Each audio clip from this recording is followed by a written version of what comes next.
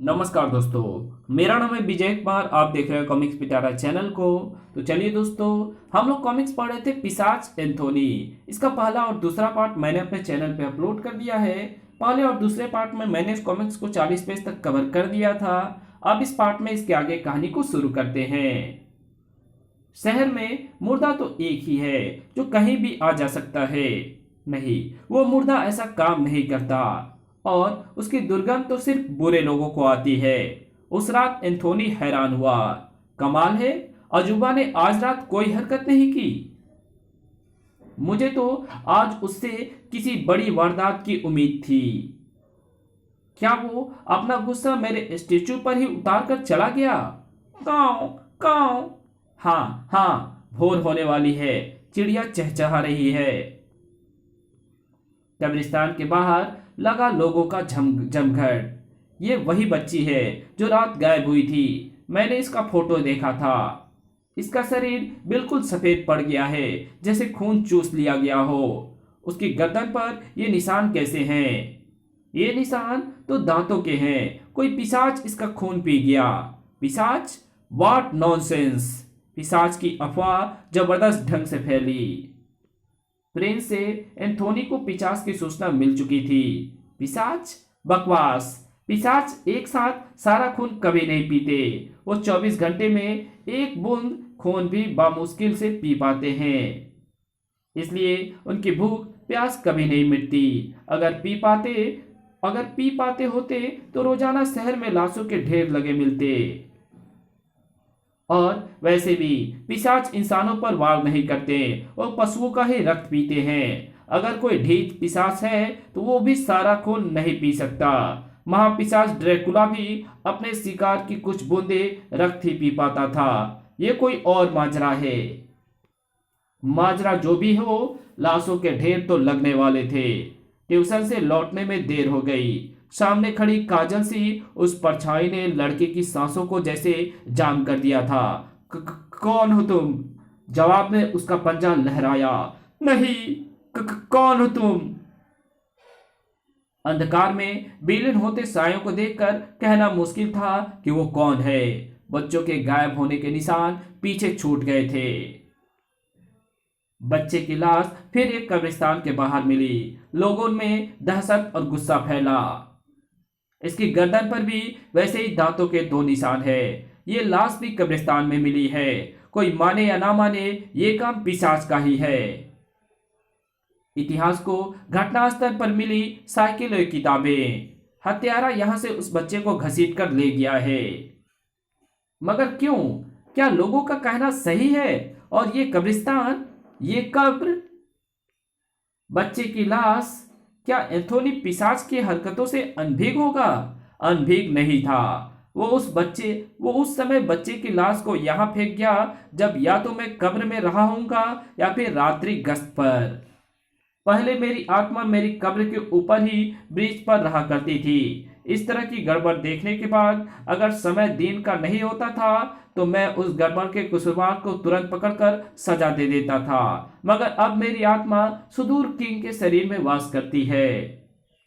अब समझना यह है कि कब्रिस्तानों के बाहर मासूम बच्चों की खूनी चूसी लाशें फेंककर शहर में किसने दरिंदगी का मुंह खोल दिया है। लाशें कब्रिस्तान के बाहर ही क्यों फेंकी जा रही है? बिजली सी गरज ने उस रात को और भी खौफनाक बना दिया। रहस्यमय शक्लें ऐसी खौफनाक रात में नजर आए तो खून सुखा देने के लिए काफी होती है। जिसे रात के अंधेरे ने ढक लिया था, वो चेहरा किसका था? वो कब्रिस्तान हत्यारा यही तो नहीं था?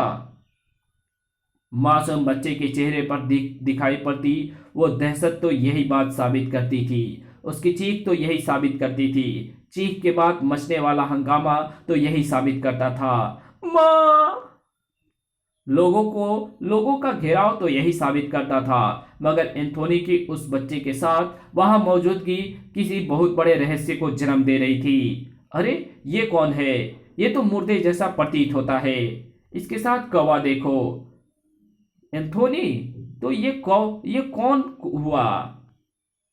एंथोनी, जिंदा मुर्दा एंथोनी, जो रूपनगर का रक्षक होने का दावा करता है। एंथोनी उछला और सबकी आंखों से ओझल हो गया। वो चला गया। मेरे वरुण को बचाओ, पिशाच एंथोनी उसे मार डालेगा।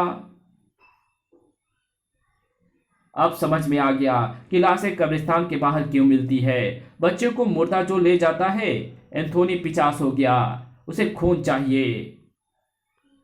वहां देखो, वो कौन है? वही पिशाच तो नहीं? वो नीचे आ रहा है, उसके साथ कौवा भी है। कहाँ है पिशाच? पिशाच तो तू ही है शैतान मुर्दे। बता, कहाँ छोड़कर आया है तू बच्चे को? हट जाओ, दरिंदे को मुझे गोलियों से उड़ा लेने दो। धाए धाए धाए। इस पर गोलियां का असर नहीं हो रहा। प्रिंस, ये सब लोग कहीं पागल तो नहीं हो गए? पिशाचों पर गोली बारूद असर नहीं करते। ये मुझे पिशाच क्यों बता रहे हैं? इन्हें जरूर कोई बहुत बड़ा धोखा हो गया है। काऊ काऊ। और इनकी बातों से लगता है कि फिर कोई बच्चा उसी पिशाच का शिकार हो गया है। बच्चों को लेकर वो पिशाच फिर किसी कब्रिस्तान में ही गया होगा, या शायद वहीं जहां मेरी कब्र है। सुप्रीमो से टक्कर ले रहा था ये एंथोनी। अब वही लोग इसे पत्थर मार रहे हैं जो इसे पूछते थे। वाह, अजूबा ने बहुत बढ़िया काम किया है। यही तो मैं भी चाहता था कि एंथोनी शहर छोड़कर चला जाए या हमेशा के लिए कब्र में ही रहे। अजूबा। एंथोनी नंबर 2, तुमने अच्छा काम किया। बच्चों को तुमने उठाया और अब सजा भुगतेगा मुर्दा एंथोनी। लोग समझेंगे कि उनका प्यारा एंथोनी पिशाच हो गया। उन्हें नहीं पता कि बच्चों का खून मैं इस मशीन के जरिए निकाल देता हूं ताकि वो पिशाच द्वारा चूसा हुआ लगे। इसे ले जाओ और उसी कब्रिस्तान में फेंक दो जहां मुझे एंथोनी के होने का आभास हुआ है। वो मुर्दा है, उसे ताकत से नहीं अक्ल से खत्म किया जा सकता है। जब लोग उस पर थूकेंगे तो वो अपने आप चला जाएगा और मेरे कामों में रुकावटें नहीं डालेगा। अजूबा को यह आभास मैंने कराया था, क्योंकि हम भूत इंसानों से सीधे सीधे बातचीत नहीं कर सकते, लेकिन हमारा काम भी हो रहा है। एंथोनी अपराध के बारे में सोचना बंद कर देगा तो अपराध बढ़ेंगे। अपराध बढ़ेंगे तो हमारी ताकत बढ़ेगी। हाय, कमरे में कोई था क्या? एंथोनी ने वरुण के शव को कब्रिस्तान में फेंका। धम। मगर पलटते ही, ओह, तो तू वो पिशाच वास्तव में तू है। हूबहू मेरा रूप धरकर तू ही दे रहा था लोगों को धोखा। शैतान हत्यारे, अब तेरा पाला पड़ा है असली एंथोनी से। प्रिंस देख चुका था कि बच्चे में अभी जान बाकी है। काऊ आ। एंथोनी भी अपने प्रतिरूप की जान लेने पर आमदा था। तुझे ठंडी आग से जकड़कर उन लोगों के सामने पेश करूंगा जो मुझे ही पिशाच एंथोनी कह रहे थे। एंथोनी नंबर 2 का वार भी शक्तिशाली था। ओफ, इस पर मेरी ठंडी आग का असर क्यों नहीं हुआ? मेरी ठंडी आग ने इसके हृदय को क्यों नहीं जकड़ा? इसका मतलब ये कोई मानव नहीं है, क्योंकि मेरी ठंडी आग सिर्फ मानव को ही तड़पाती है। तो फिर ये कौन है? मेरी ठंडी आग के जवाब में इसकी उंगलियों से ये पिचकारी सी कैसे फूट पड़ी? जहां जहां ये पिचकारियां गिरी हैं वहां से धुआं उठ रहा है और मेरी हड्डियों पर चिपक चुके चमड़े की परत को गला रहा है। इसका मतलब वो पिचकारियां तेजाब की थी। तेजाब अपना काम कर रहा था और एंथोनी नंबर 2 अपना। उफ, ये अपना हाथ भी लंबा कर सकता है। ये मेरा दम तो नहीं घोट सकता, लेकिन गली की हड्डियों को चूरा बना सकता है, जिसके सहारे मेरा सिर मेरे कंधों पर टिका हुआ है। इसकी पकड़ से छूटने के लिए मुझे टेलीपोर्ट होना होगा। ये मर सकता है या नहीं, ये पता करने के लिए मुझे इसके टुकड़े करने होंगे। ये क्या, लोहे से लोहा टकराने की ध्वनि? काऊ ट्विंक। प्रिंस करकसाया। प्रिंस बेमतलब नहीं करकसाता। तूने बिल्कुल सही सुझाव दिया है, मैं तेरे सुझाव पर जरूर चलूंगा। एंथोनी नंबर 2 को बिजली की उन वायर्स से टकरा दिया। फिर दूसरे पल वो वायर से छूटकर जमीन पर आ गिरा। धाड़। और उसका अंग भंग पुर्जा होकर बिखर गया। ये तो रोबोट था, रोबोट एंथोनी। बिजली के झटके ने इसके सर्किट फेल कर दिए। प्रिंस, तेरी राय को मैं कभी नजरअंदाज नहीं कर सकता। काऊ। ओह, ये तो बिल्कुल ठीक है। तो तुम हो एंथोनी, जिसे सब पिशाच समझ रहे थे। लोगों की गलतफहमी को मैं दूर करूंगा। क्या तुम मुझे बता सकते हो कि वो शैतान मेरे भेष में तुम्हें कहाँ ले गया था? वरुण ने बताया, अगर मैं बीच में ही सांस रोककर ना पड़ गया होता तो वो मेरा सारा खून निकाल लेता। मुझे मृत समझा, उसने मुझे यहाँ फेंकवा दिया। ओह, तो मेरा संदेह ठीक निकला। अजूबा सीधे सीधे मुझसे टकराने की बजाय दूसरे तरीके से टकराया, क्योंकि वो समझ गया था कि मुझे किसी भी तरह से मारा नहीं जा सकता। लेकिन उसके तेजाबी हमले से मेरा शरीर कई जगह से क्षतिग्रस्त हो गया है। मेरा शरीर मेरे शत्रु की मौत पर ही पूरा या ठीक होता है।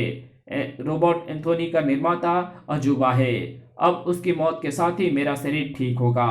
मगर अब ये काम कल रात ही हो सकता है, क्योंकि अब भोर होने वाली है। मेरे वापस कब्र में जाने का समय आ गया है। प्रिंस, इसे सुरक्षित घर पहुंचा दो। कौन?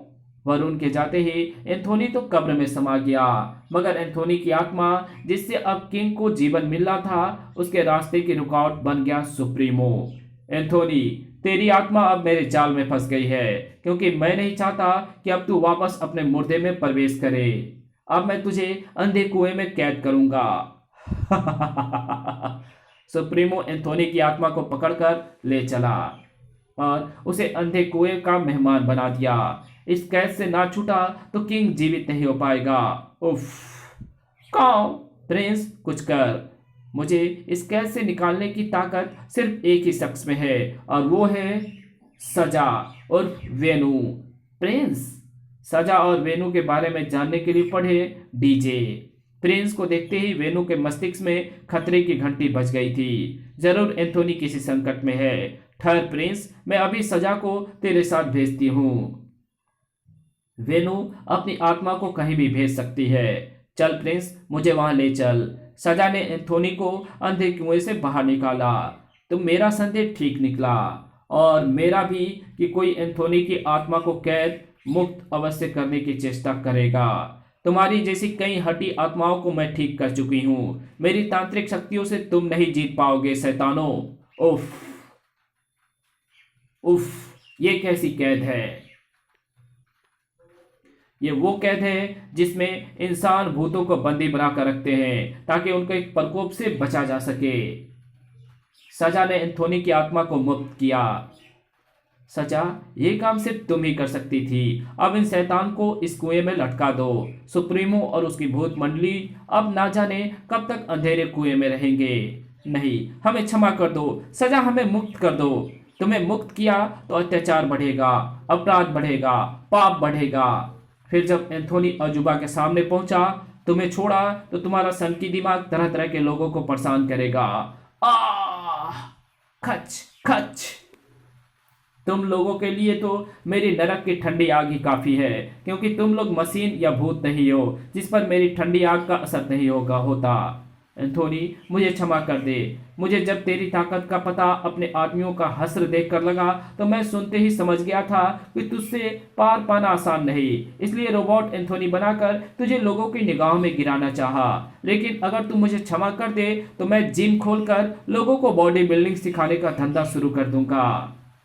तेरे जैसे कुछ लोग कुत्ते की पूंछ की तरह होते हैं, अजूबा, जो कभी सीधे नहीं होती। फिर अगर तुझे छोड़ दिया तो मेरा शरीर पूरा कैसे होगा, और उस बेगुनाह मासूम बच्चों को क्या होगा जिन्हें तूने मार डाला। नहीं, तुझे छोड़ा नहीं जा सकता। तू क्षमा के लायक नहीं। खचाक। आ! फिर प्रिंस, वो देख, लोग फिर से मेरी मूर्ति के टूटे हिस्से को ठीक कर रहे हैं, यानी गलतफहमी मिट चुकी है। इधर सजा भी वापस अपने शरीर में लौट आई थी। हम इसी के साथ ये कहानी यही खत्म होती है। तो मिलेंगे आपसे एक और नए कॉमिक्स में। तब तक के लिए बाय। वीडियो अच्छी लगी तो इस वीडियो को लाइक कर देना। चैनल पे नए हो तो चैनल को सब्सक्राइब कर बेल आइकन को जरूर प्रेस कर देना, और जहां इस वीडियो की जरूरत हो वहां इसको शेयर जरूर कर देना। और मेरे दूसरे चैनल डिवाइन टेक्नोलॉजी और टॉप 10 पिटारा को जरूर से सब्सक्राइब कर देना। तो मिलते हैं आपसे एक और नए कॉमिक्स में। तब तक के लिए बाय।